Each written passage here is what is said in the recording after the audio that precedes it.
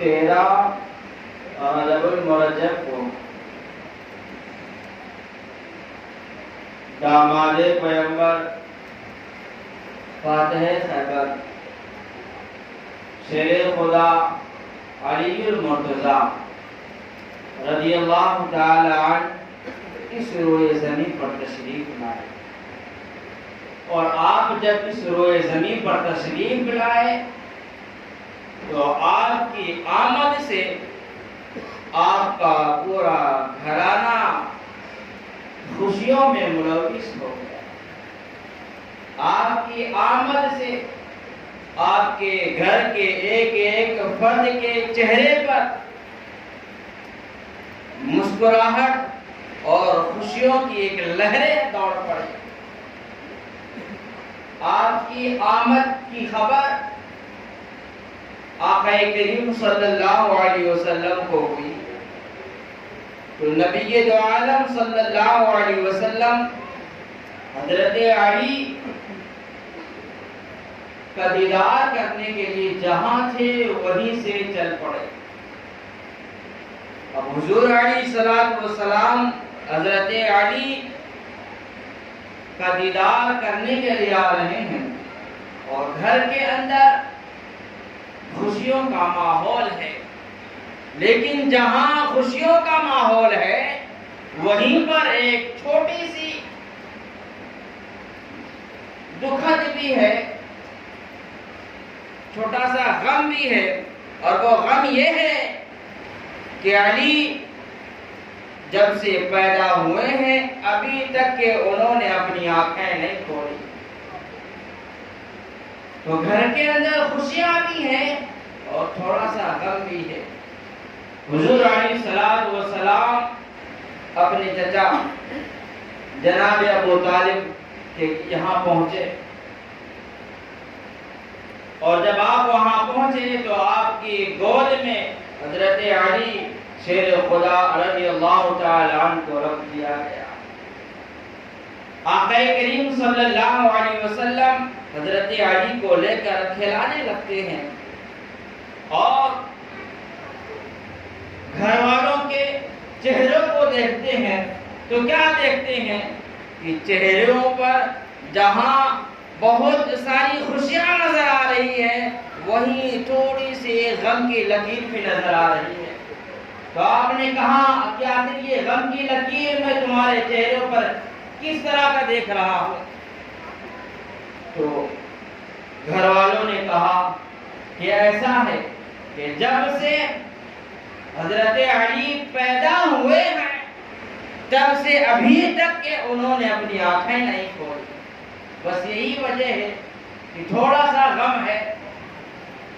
تو آقا کریم صلی اللہ علیہ وسلم نے حضرت علی شیر خدا رضی اللہ تعالی عنہ کے منہ میں اپنا لعاب ڈالا۔ تاریخ شاہد ہے کہ امام الانبیاء نے جب اپنا لعاب علی شیر خدا کے حلقوم میں ڈالا، وہ علی جو ابھی تک آنکھیں نہیں کھول رہے تھے فوراً اپنی آنکھیں کھول دیتے تھے۔ وہ گھر جہاں ایک غم کی لکیر لگی ہوئی تھی، امام الانبیاء کے لعاب کی برکتوں سے پورا گھر مکمل طرح سے خوشیوں میں ڈوب گیا اور خوشی منانے لگا۔ میرے عزیزوں، حضرت علی شیر خدا نے جب اپنی آنکھوں کو کھولا تو اپنے آپ کو آقا کریم صلی اللہ علیہ وسلم کی گود میں پایا۔ اپنی آنکھیں کھولا تو اپنی نگاہوں کے سامنے دہا جیسا چہرہ، لیل جیسی لہراتی ہوئی زلفیں، مصطفیٰ کریم کا جمال جہاں آرا دیکھا۔ کیا شان ہے علی مرتضیٰ کی۔ میرے عزیزوں، آج بھی لوگ پیدا ہوتے ہیں، جب بچے اپنی آنکھیں کھولتے ہیں تو کبھی وہ اپنے آپ کو سسٹر کے ہاتھ میں پاتے ہیں اور سسٹر کا چہرہ دیکھتے ہیں، کبھی دائی کے ہاتھ میں اپنے آپ کو پاتے ہیں اور دائی کا چہرہ دیکھتے ہیں، کبھی والدین کے ہاتھ میں اپنے آپ کو پاتے ہیں اور والدین کا چہرہ دیکھتے ہیں۔ قربان جائیں اے علی تمہاری ذات پر، جب آپ نے اپنی نگاہیں کھولی تو آپ نے اپنے آپ کو امام الانبیاء کی گود میں پایا۔ آپ نے جب اپنی آنکھیں کھولی تو امام الانبیاء کا چہرہ دیکھا۔ کیا شان ہے حضرت علی شیر خدا کی۔ میرے عزیزو، جس سال حضرت علی شیر خدا پیدا ہوئے اس سال مکہ مکرمہ میں قحط سالی نازل تھی، بہت ہی مہنگائی تھی۔ تو آقا کریم صلی اللہ علیہ وسلم حضرت عباس رضی اللہ تعالی عنہ کے پاس جاتے ہیں اور کہتے ہیں کہ عباس، تم ایک مالدار شخص ہو، خوشحال شخص ہو اور حالات کو جانتے ہو کہ کتنی مہنگائی ہے، اور جناب ابو طالب جو کہ میرے چچا ہیں وہ کثیر الاولاد ہیں، یعنی ان کے پاس کئی اولادیں ہیں، تو اگر ہم ایسا کریں کہ ان کے پاس چلے جائیں اور ان کے پاس سے ایک ایک اولادیں اپنے پاس پرورش کے لیے لے لیں تو چچا ابو طالب کے اوپر سے تھوڑی ذمہ داریاں ہلکی ہو جائیں۔ حضرت عباس رضی اللہ تعالیٰ عنہ کو یہ بات بہت ہی پسند آئی، انہوں نے کہا ٹھیک ہے۔ اب آقا کریم صلی اللہ علیہ وسلم اور حضرت عباس رضی اللہ تعالیٰ دونوں ہی جناب ابو طالب کے یہاں پہنچے اور اپنی باتیں پیش کی،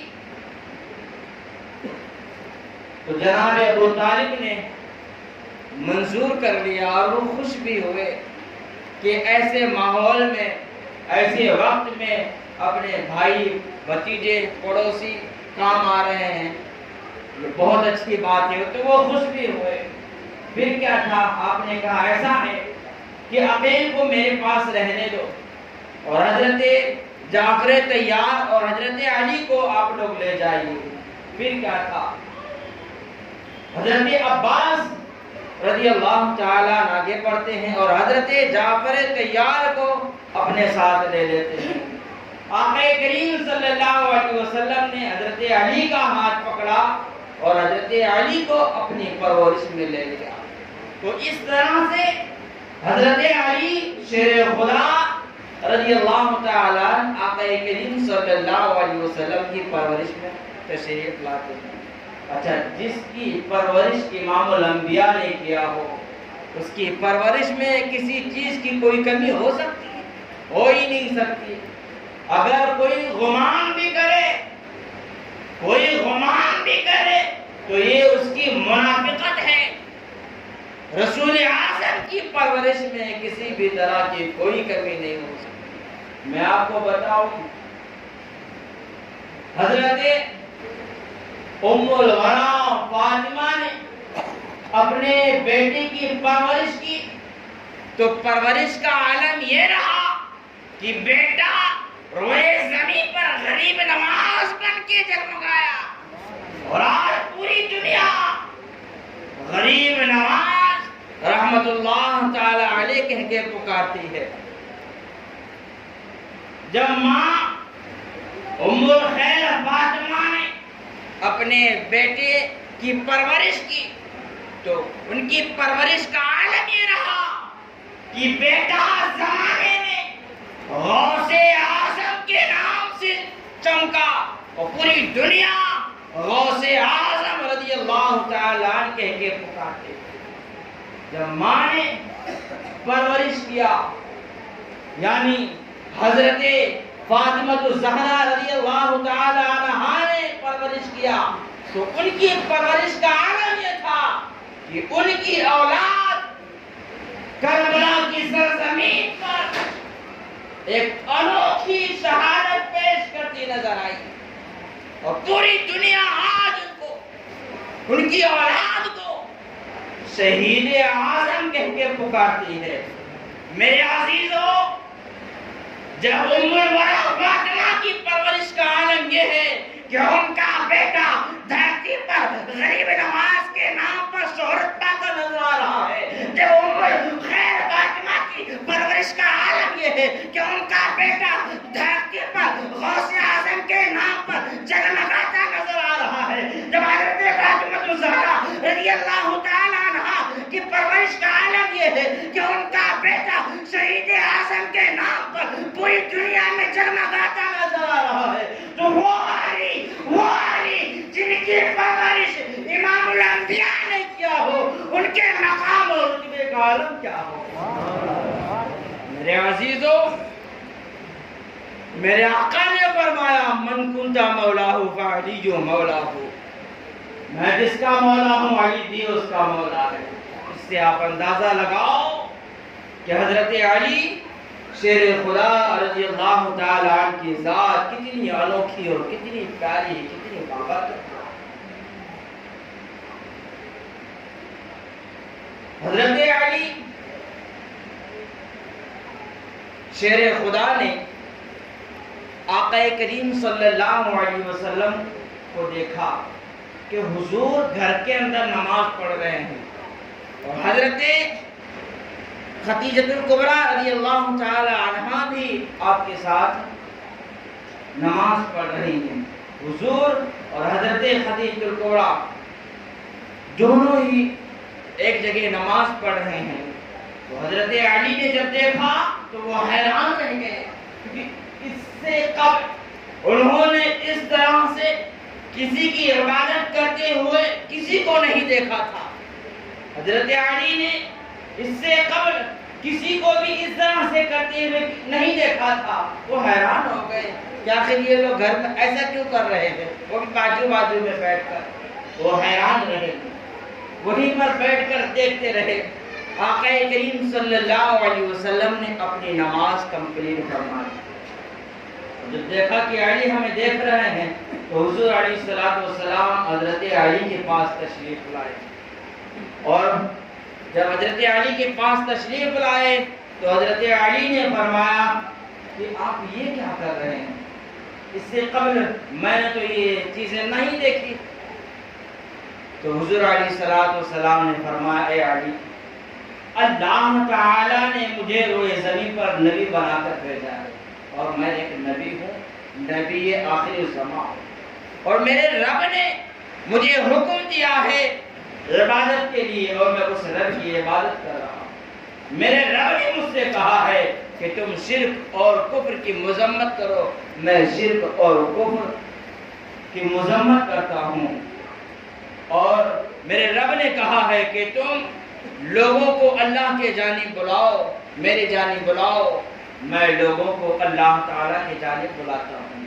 اے علی، میں تمہیں بھی اپنے رب کے جانب بلاتا ہوں، آؤ تم بھی کلمہ پڑھو اور مسلمان ہو جاؤ۔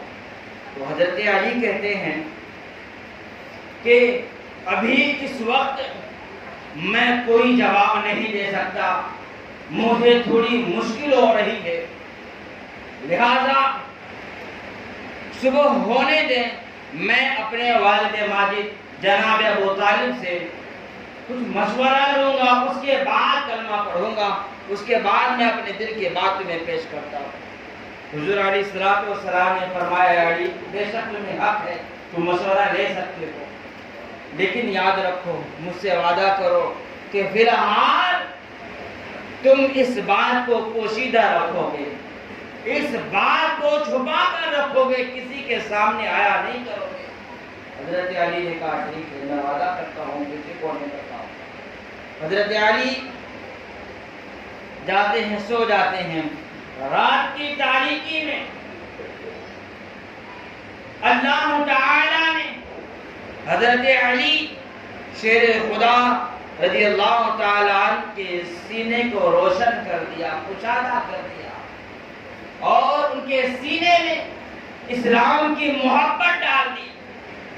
اور پھر کیا تھا، جب صبح کی سفیدی نمودار ہوئی، بستر سے اٹھے تو حضرت علی اپنے والد ماجد جناب ابو طالب کے پاس نہیں گئے، بلکہ ڈائریکٹ حضور علیہ السلام کے پاس تشریف لائے اور فرمایا مجھے بھی کلمہ پڑھا ہے، مسلمان بنا۔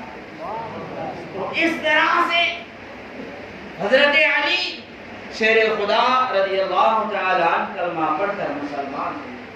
میرے عزیزوں، بتایا جاتا ہے کہ حضرت علی نے جب کلمہ پڑھا تو اس وقت آپ کی عمر 9 یا 10 سال کی تھی، میں 9 پکڑتا ہوں، 9 سال کی تھی۔ اور یہ بھی بتایا جاتا ہے کہ مردوں میں سب سے پہلے اگر کسی نے کلمہ پڑھا تو وہ حضرت سیدنا ابو بکر صدیق رضی اللہ تعالیٰ عنہ کی ذات ہے۔ عورتوں میں سب سے پہلے اگر کسی نے کلمہ پڑھا، مسلمان ہوئی تو وہ حضرت خدیجہ الکبریٰ رضی اللہ تعالیٰ عنہ کی ذات ہے۔ غلاموں میں سب سے پہلے کلمہ پڑھ کر اگر کوئی مسلمان ہوا تو وہ حضرت زید بن حارثہ رضی اللہ تعالیٰ عنہ ہے۔ اور بچوں میں سب سے پہلے کلمہ پڑھ کر اگر کوئی مسلمان ہوا ہے تو فاتح خیبر داماد رسول حضرت علی شیر خدا کے ساتھ۔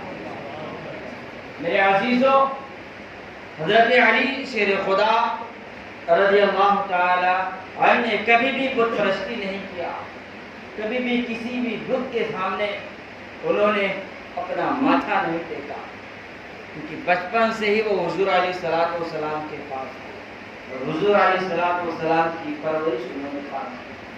میں آپ کو بتاؤں کہ میرے آقا حضرت علی سے کتنی محبتیں فرماتے تھے۔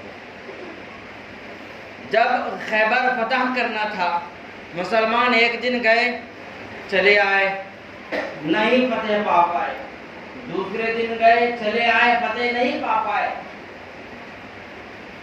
جب تیسرا دن آیا تو میرے آقا نے فرمایا کہ آج میں جسے بھیجوں گا خیبر فتح کرنے کے لیے وہ ضرور فتح کر کے آئے گا۔ تو صحابہ کرام میں ایک چاہت، ایک خواہش، ایک امید سی جاگی کہ شاید مجھے وہ موقع ملے۔ لیکن حضور علیہ السلام نے حضرت علی کو پکارا۔ اس مجمع میں حضرت علی نہیں، حضور نے حضرت علی کو طلب کیا تو صحابہ کرام نے فرمایا یا رسول اللہ صلی اللہ علیہ وسلم، ان کی آنکھ آئی ہوئی ہے، یعنی آنکھ میں بہت تکلیف ہے، حضور وہ برابر دیکھ نہیں سکتے ہیں۔ آپ نے فرمایا نہیں، علی کو بلایا جائے۔ جب حضرت علی شیر خدا رضی اللہ تعالیٰ آقا کریم صلی اللہ علیہ وسلم کی بارگاہ میں تشریف لائے تو میرے مصطفیٰ نے ایک بار پھر سے لعاب نکالا اور حضرت علی کی آنکھوں میں لگا دیا۔ پھر کیا تھا؟ وہ آنکھ جو شدید لال ٹول تھی، بیمار تھی، وہ آنکھ سے تو تندرست ہو گئی، وہ آنکھ ٹھیک ہو گئی۔ میرے عزیزوں، میرے رب نے اپنے محبوب کی لعاب میں کتنا شفا رکھا، کتنی برکتیں رکھی ہیں۔ علی آنکھ نہیں کھول رہے تھے، لعاب کی برکت سے آنکھیں کھول، آنکھ بیمار تھی، لعاب کی برکت سے آنکھ صحت و تندرست ہو جاتی ہے۔ اب حضور علیہ السلام نے حضرت علی کو فوج کا کمانڈر بنا دیا، اسلام کا پرچم دے دیا اور خیبر فتح کرنے کے لیے بھیج دیا۔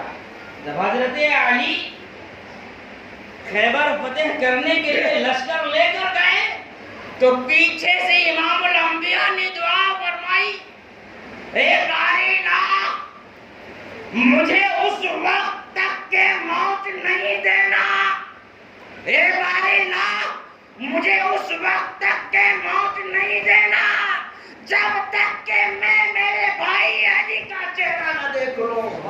گویا آقا کہہ رہے تھے، اے باری اللہ، میرا بھائی علی گیا ہے خیبر فتح کرنے کے لیے، میرے بھائی کو ضرور فتح دلا کر ہی بھیجنا۔ گویا حضور کہہ رہے تھے، باری اللہ، بارے میرا بھائی جیسے گیا ہے ویسے ریٹرن آئے. میرے عزیزو ذرا اندازہ لگاؤ آقا کریم صلی اللہ علیہ وسلم حضرت علی سے کتنی محبتیں فرماتے تھے.